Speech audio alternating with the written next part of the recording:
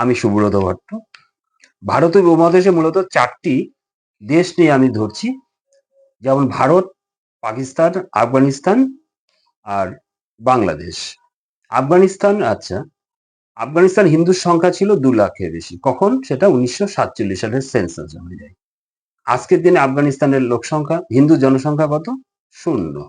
পাকিস্তানে 1941 সালের সেন্সাস অনুযায়ী পাকিস্তানের লোকসংখ্যা, হিন্দু জনসংখ্যা ছিল 5 মিলিয়ন। 1951-তে, জাস্ট 10 ইয়ার্স, 1951-তে পাকিস্তানের হিন্দু জনসংখ্যা দাঁড়িয়েছে 500 মিলিয়নেরও কম। বুঝতে পারছেন ডিফারেন্সটা? এবার আমি বাংলাদেশে যাচ্ছি। বাংলাদেশে আপনার 1941 সালের সেন্সাস অনুযায়ী, 1947 সালের সেন্সাস অনুযায়ী হিন্দু জনসংখ্যা ছিল 28%, মানে মোট জনসংখ্যার 28% হিন্দু জনসংখ্যা ছিল। আজকের দিনে বাংলাদেশে হিন্দু জনসংখ্যা 7.5%, কিন্তু এটাও মানে অনেক আগের সেন্সাস, ঠিক আছে? আজকের মুহূর্তে মনে হয় 5%-এরও কম হবে। অপরদিকে আপনি ভারতের ক্ষেত্রে দেখুন, ভারতের ক্ষেত্রে দাঁড়াচ্ছে হচ্ছে 1941 সালের সেন্সাস, 1951 সালের সেন্সাস অনুযায়ী মুসলিম জনসংখ্যা ছিল 9.8%, আর হচ্ছে আজ 14.2%। তবে এটা 2011 সেন্সাস অনুযায়ী, কিন্তু আজকে আরো 15 বছর হয়ে গেছে। কি দাঁড়িয়েছে, মানে এই যে সেন্সাস শুরু হয়েছে, এটার পরে ডেটা আসলে বোঝা যাবে। ভারতে শুধু মুসলিম জনসংখ্যা বেড়েছে তাই নয়, কিন্তু ভারতের প্রতিবেশী দেশগুলোতে হিন্দু জনসংখ্যা দিন দিন কমেছে, যেটা কিন্তু মিথ্যে কথা বলে না।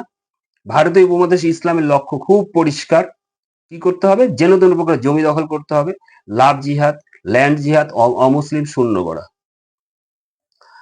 যেখানে ওরা সংখ্যা লঘু সেখানে হিন্দু মুসলিম ভাই ভাই, আর যেখানে ওরা সংখ্যা গুরু সেখানেও তো বুঝতেই পারছেন, শাক বাজানো যাবে না, তারপরে হচ্ছে পুজো করা যাবে না, তুলসী মঞ্চ রাখা যাবে না, বোরখা পরে বেরোতে হবে, শরিয়া আইন চালু হবে। এটা ওদের কমন ফ্যাক্টর। আচ্ছা, মুসলিম শিক্ষিত হোক বা অশিক্ষিত হোক, মানে ওদের লক্ষ্য কিন্তু একটা পরিষ্কার, যেন তেন প্রকারে সংখ্যা গুরু হতে হবে, লাভ জিহাদ করতে হবে, ভিকটিম কার্ড খেলে রাজনৈতিক সুবিধা নিতে হবে, আর হচ্ছে নারী এবং শিশুদের এগিয়ে দিয়ে অপরাধীদের বাঁচাতে হবে। এদের পরিষ্কার চিন্তা ভাবনা একই টাইপের থাকে, সে শিক্ষিত হোক সে অশিক্ষিত হোক। আর যেন তেন প্রকার অমুসলিমদের শেষ করতে হবে, শরিয়া আইন লাগু করতে হবে। আমার একটাই প্রশ্ন, এই যে তথাকথিত সেকু মাকুদের, যে এমন একটা দেশের নাম বলতে পারবেন যেখানে হচ্ছে 51% মুসলিম জনসংখ্যা, কিন্তু দেশটা মানে ধর্ম নিরপেক্ষ? এমন একটি, আবার বলছি, এমন একটি বিশ্বের এমন একটি দেশ বলতে পারবেন যেখানে মুসলিম জনসংখ্যা 51%, কিন্তু দেশটি ধর্ম নিরপেক্ষ? একটিও বলতে পারবেন না। এরা যখন হিন্দু মানে সংখ্যা লঘু থাকে তখন ভাই ভাই করতে থাকবে, খুব ভালো ব্যবহার করবে আপনার সাথে। যখনই সংখ্যা গুরু হয়ে যাবে, 51% ক্রস করে যাবে, তখনই কিন্তু এরা কি করবে? শরিয়া আইন লাগু করে দিবে। পুজো করতে দেবে না, তারপর হচ্ছে মাইক বাজাতে দেবে না, ওদের নিয়ম কানুন শরিয়া আইন চালু করতে হবে, আপনার বোরখা পরে বেরোতে হবে, এই ধরনের নিয়ম কানুন কিন্তু ওরা চালু করে দেবে। ভাবুন, একটু ভাবার প্র্যাকটিস করুন। ইরানে খামেনি কট্টর ইসলামী শাসনের ক্ষেত্রে দেখেছেন, ইরান দেশটি কিন্তু আগে খুব ভালো ছিল, এর ঐতিহ্য সংস্কৃতি ছিল ভিন্ন প্রকৃতির, একদম খুব ভালো দেশ ছিলেন, খুব সুন্দর দেশ। ইরানের পূর্ব নাম ছিল হচ্ছে পার্সিয়া। পার্সিয়ানরা হিন্দুদের মতোই হচ্ছে কি ছিল, উদার ছিল এবং মানবিক ছিল।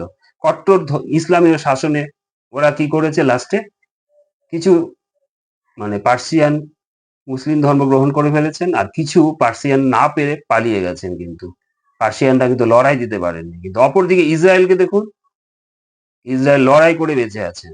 আজও কিন্তু ভারতে বসবাসকারী ইসলাম ধর্মাবলম্বী মানুষ ইসরায়েলকে ঘৃণা করে, কারণ ইসরায়েল পরাশক্তি হিসাবে দাঁড়িয়ে রয়েছে। ইসরায়েল কিন্তু পার্সিয়ানদের মতো মাথা নত করেনি, সেই জন্য ইসরায়েল আছে।